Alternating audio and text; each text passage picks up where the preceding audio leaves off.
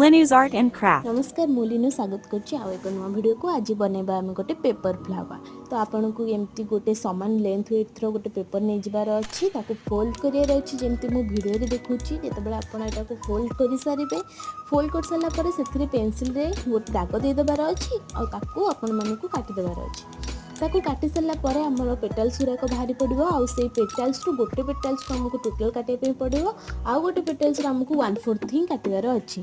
काटि सारा परे आपण टिके ताको कॉइन्स रे साइड टाको कर देबे जेमति हम गोटे रियल फ्लावर भले देखा जिवो सेटा आ तापरे हम जो 1/4 काटि थिले सेतिरे ग्लू लगे कि हमरो सेटिंग कर देबार अछि आ गोटे पेटल संगे सेटिंग कर साला परे आपण को किछि आपण यदि स्केच व्यवहार करथिबे तो सेई स्केच रे टिके एमति डेकोरेशन कर देबे।